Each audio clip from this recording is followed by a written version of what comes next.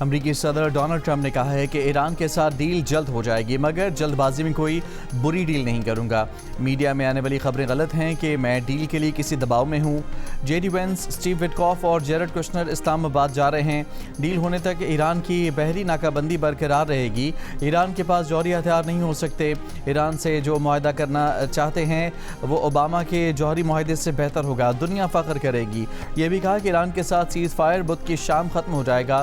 Deal نہ ہوئی تو سیز فائر میں مزید توسیع کے امکانات نہ ہونے کے برابر ہیں۔ ڈیل نہ ہونے کی صورت میں جنگ یقینی ہے۔ ٹرمپ نے ڈیموکریٹس کو کمزور اور غدار قرار دے دیا۔ بولے ڈیموکریٹس امریکی فوج اور ٹرمپ انتظامیہ کی کامیابیوں کو کم ظاہر کر رہے ہیں۔ میں جنگ جیت رہا ہوں اور بہت بڑے پیمانے پر جیت رہا ہوں۔ فیک نیوز میڈیا ایران کی جیت کی دعائیں کر رہا ہے لیکن ایسا نہیں ہوگا۔ ایرانی قیادت نے سینکڑوں جہازوں کو امریکہ بھیجنے پر مجبور کیا۔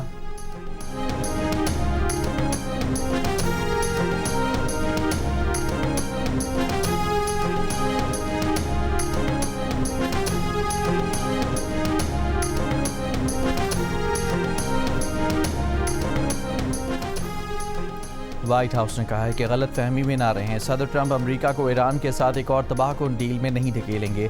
صدر ٹرمپ کی زیر صدارت اگر کوئی ڈیل ہوئی تو یہ نہ صرف اسرائیل اور مشرق وسطیٰ بلکہ یورپ، امریکہ اور ہر علاقے کے لیے امن، سلامتی اور تحفظ یقینی بنائے گی۔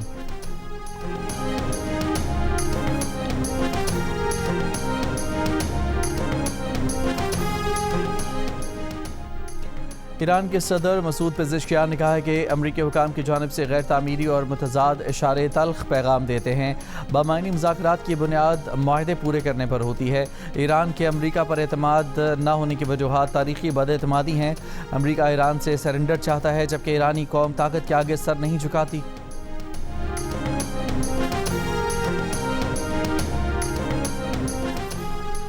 ایران کے چیف مذاکرات کار محمد باقر غالباف نے کہا ہے کہ دھمکیوں کے سائے میں مذاکرات کی امریکی پیشکش قبول نہیں کی جائے گی۔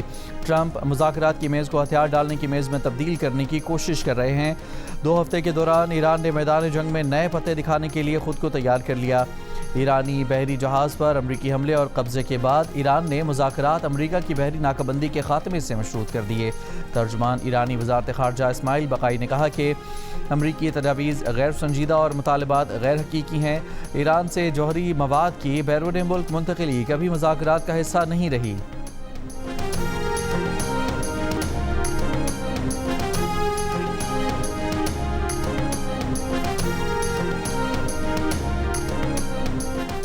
امریکی اخبار کا دعویٰ ہے کہ ایرانی وفد آج اسلام آباد آنے کے لیے منصوبہ بندی کر رہا ہے۔ امریکی نائب صدر جے ڈی وینس کی شرکت کی صورت میں ایرانی اسپیکر بھی شریک ہوں گے۔ امریکی میڈیا کے مطابق امریکی نائب صدر جے ڈی وینس کی پاکستان روانگی بھی آج متوقع ہے۔ امریکہ اور ایران کے درمیان مذاکرات کا دوسرا دور بدھ کو اسلام آباد میں ہوگا۔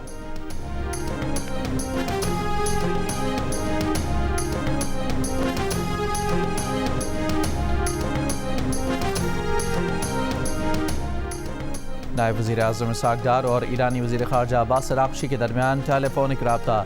ایرانی وزارت خارجہ کے مطابق عباس اراغچی نے کہا کہ جنگ بندی کی مسلسل خلاف ورزی سفارتی عمل میں بڑی رکاوٹ ہے۔ اراغچی نے بتایا کہ تمام پہلوؤں کو مد نظر رکھ کر فیصلہ کریں گے کہ آگے کیسے بڑھا جائے۔ ایرانی وزیر خارجہ نے روسی ہم منصب سے گفتگو میں کہا کہ امریکہ کا غیر قانونی رویہ اور تضاد سے بھرپور موقف سفارتکاری کے ساتھ مطابقت نہیں رکھتا۔ ایران امریکی رویے کا جائزہ لے گا اور اپنے مفادات کے تحفظ کے لیے مناسب فیصلہ کرے گا۔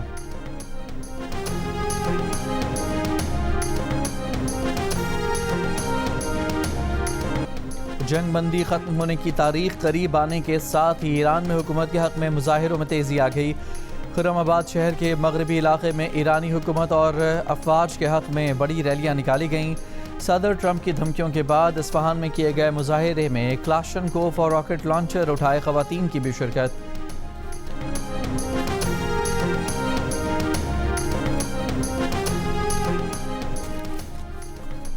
اسلام آباد اور راولپنڈی میں سیکیورٹی ہائی الرٹ، پاک فوج، رینجرز، اسلام آباد اور پنجاب پولیس تعینات۔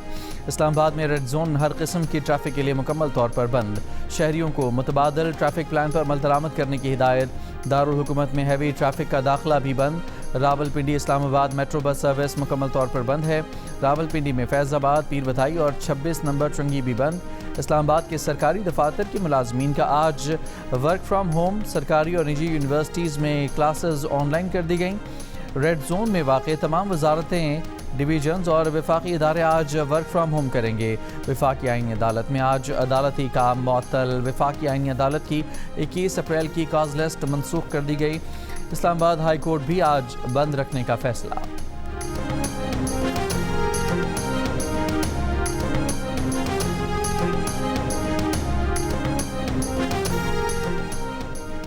وزیر داخلہ محسن نقوی کی امریکی ناظم الامور اور ایرانی سفیر سے علیحدہ ملاقاتیں۔ محسن نقوی نے مذاکرات کے دوسرے دور کے انتظامات سے آگاہ کیا۔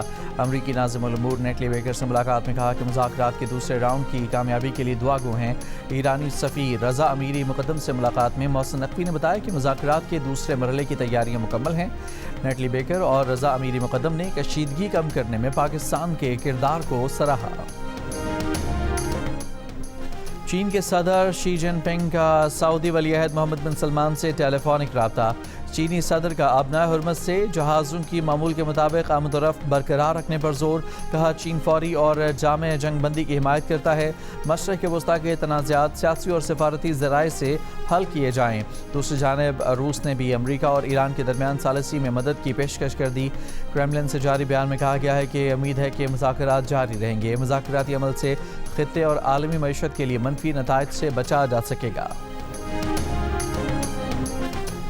سفارتی اور دفاعی ماہرین کا کہنا ہے کہ امریکہ جب تک آبنائے ہرمز کی بندش ختم نہیں کرتا اس وقت تک مذاکرات کا دوسرا راؤنڈ مشکل ہے۔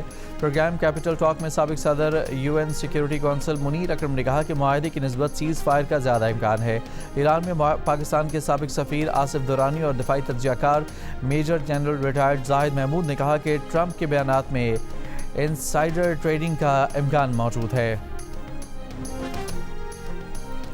ملک کے مختلف شہروں میں لوڈ شیڈنگ سے کاروبار اور تعلیمی سرگرمیاں متاثر۔ کراچی کے مختلف علاقوں میں اعلانی لوڈ شیڈنگ کا دورانیہ 12 گھنٹوں سے بڑھ گیا۔ مستثنی علاقوں میں بھی کئی گھنٹوں کی لوڈ شیڈنگ۔ پشاور میں لوڈ شیڈنگ کا دورانیہ 16 گھنٹے ہو گیا۔ کوئٹہ میں 4 سے 6 گھنٹے بجلی کی بندش۔ بلوچستان کے دیگر اضلاع میں 8 سے 10 گھنٹے لوڈ شیڈنگ معمول بن گئی۔ لیسکو ذرائع کے مطابق لاہور میں غیر اعلانی لوڈ شیڈنگ نہیں ہو رہی۔ شارٹ فال 100 میگا واٹ تک رہ گیا ہے۔ پنجاب کے دیہات اور چھوٹے شہروں میں 2 سے 3 گھنٹے کی لوڈ شیڈنگ کا سامنا ہے۔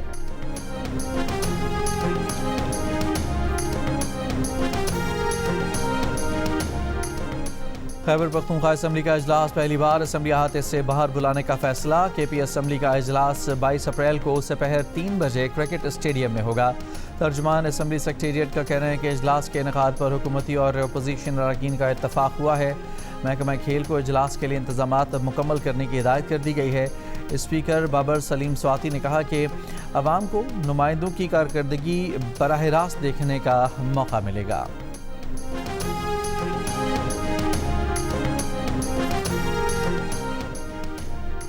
الیکشن کمیشن نے پاک سرزمین پارٹی ڈی لسٹ کر دی۔ نوٹیفیکیشن جاری۔ الیکشن کمیشن نے مصطفیٰ کمال کی جماعت کی رجسٹریشن ختم کر دی۔ کراچی کی شارع فیصل میٹروپول کے قریب فائرنگ سے ڈاکٹر سارنگ نامی شخص قتل۔ DIG ساؤتھ کے مطابق ڈاکٹر رکشے میں اپنی بیوی کے ساتھ جا رہے تھے۔ ایک کار میں ملزمان میاں بیوی کا پیچھا کر رہے تھے۔ ڈاکٹر سارنگ گلستان جوہر چورنگی پر نجی اسپتال سے وابستہ تھے۔ نیو کراچی سیکٹر 11B میں فائرنگ سے تاجر زخمی تاجر کو کچھ عرصہ قبل بھتے کی پرچی ملی تھی۔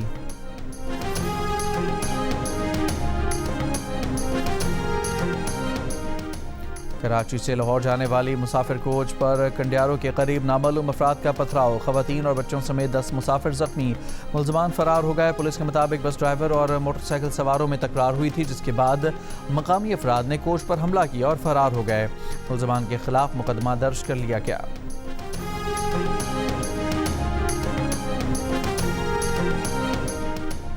میئر کراچی مرتضی وہاب کا رات گئے شہر کے مختلف علاقوں کا دورہ۔ ترقیاتی کاموں کا معائنہ کیا۔ کہا 30 جون تک شہر میں جاری ترقیاتی کاموں کو مکمل کریں گے۔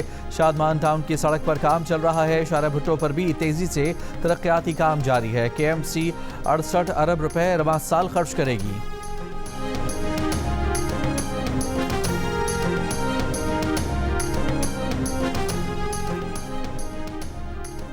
اسرائیل نے لبنانی شہریوں کی جنوبی علاقے میں واپسی روک دی۔ روسی میڈیا کے مطابق اسرائیلی فوج جنوبی لبنان میں پیش قدمی کر رہی ہے اور ہر طرف تباہی کے مناظر ہیں۔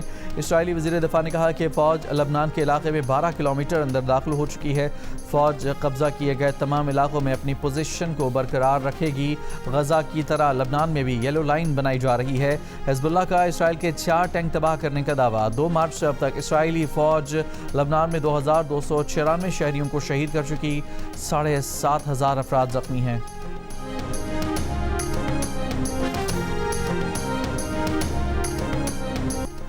امریکی ہاؤس اوورسائٹ چیئرمین جیمز کامر نے کہا ہے کہ 11 ہلاک یا لاپتہ امریکی سائنسدانوں کے کیسز کی تحقیقات شروع کی جائے گی.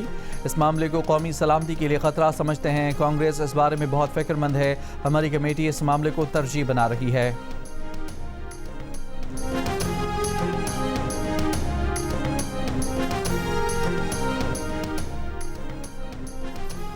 امریکی وزیر محنت لوری شاویز ڈریمر نے مستعفی ہونے کا فیصلہ کر لیا. وائٹ ہاؤس کے ڈائریکٹر کمیونیکیشن سٹیون شیونگ کا کہنا ہے کہ لوری شاویز ڈریمر کے ڈپٹی یہ عہدہ قائم مقام کے طور پر سنبھالیں گے.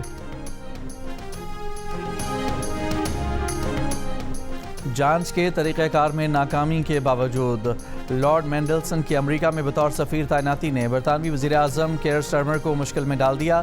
کیئر سٹارمر نے پارلیمنٹ میں کہا کہ ایپسٹین سکینڈل میں شریک پیٹر مینڈلسن کی بطور سفیر تقرری نہیں ہونی چاہیے تھی. فیصلے کی ذمہ داری لیتا ہوں. حکام سے کہا ہے کہ پتہ کریں کہ یہ فیصلہ کس نے کس بنیاد پر کیا.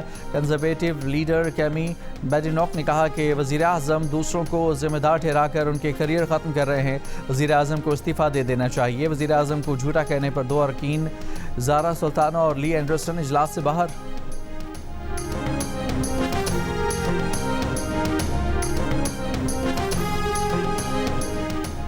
اگر نیتن یاہو ہنگری کے دورے پر آئے تو کیا انہیں گرفتار کیا جائے گا؟ سوال کے جواب میں ہنگری کے نومنتخب وزیر اعظم پیٹر میگیار نے کہا کہ ان کی حکومت کسی بھی ایسے عالمی رہنما کو گرفتار کرے گی جس کے وارنٹ بین الاقوامی فوجداری عدالت سے جاری ہوئے ہوں. یہ بھی کہا کہ ان کی حکومت بین الاقوامی فوجداری عدالت سے علیحدگی کا عمل بھی روکے گی جسے سابق وزیر اعظم وکٹر اوربان نے شروع کیا تھا. سابق وزیر اعظم کا یہ اقدام مبینہ طور پر اسرائیلی وزیر اعظم نیتن یاہو کو غزہ میں جنگی جرائم کے الزامات پر ممکنہ گرفتاری وارنٹ سے تحفظ دلوانے کے لیے شروع کیا گیا تھا.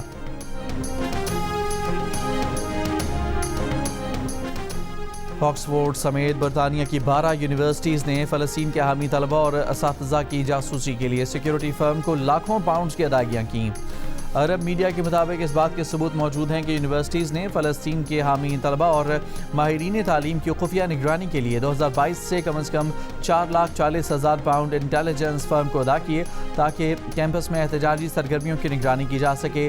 دستاویزات کے مطابق جن افراد کی نگرانی کی گئی ان میں ایک فلسطینی ماہر تعلیم بھی شامل تھے جنہیں مانچسٹر میٹروپولیٹن یونیورسٹی میں لیکچر دینے کے لیے مدعو کیا گیا تھا.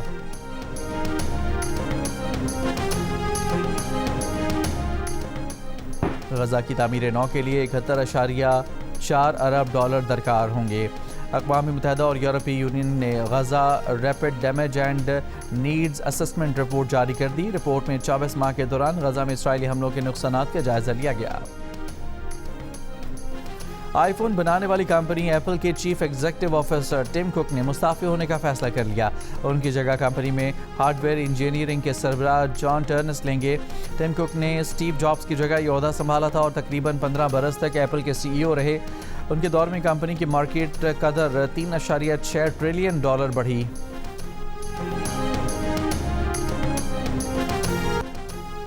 H B L P S L 11 میں ناقابل شکست پشاور زلمی کی ٹاپ پوزیشن پر گرفت انتہائی مضبوط. پشاور کے 8 میچز میں 15 پوائنٹس ہو گئے. ملتان سلطانز 10 پوائنٹس کے ساتھ دوسرے اور اسلام آباد یونائٹڈ 9 پوائنٹس کے ساتھ تیسرے نمبر پر ہے. کوئٹہ گلیڈیٹرز، حیدرآباد کنگز مین، لاہور کیلنڈرز اور کراچی کنگز کے 6 پوائنٹس ہیں. ایونٹ میں آج 2 میچز کھیلے جائیں گے. لاہور کیلنڈرز کا مقابلہ کوئٹہ گلیڈیٹر سے لاہور میں، جبکہ ملتان سلطانز کا مقابلہ راولپنڈی سے کراچی میں ہوگا. جیو سپر اور ڈیجیٹل ایپ مائیکو ایونٹ کے تمام میچز براہ راست نشر کر رہے ہیں.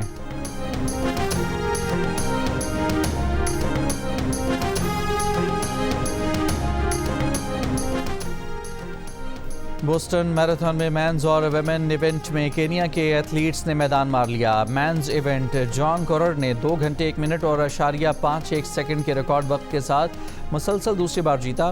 ویمن ایونٹ میں شیرون لوکیڈی نے بھی مسلسل دوسرے برس ٹائٹل اپنے نام کیا.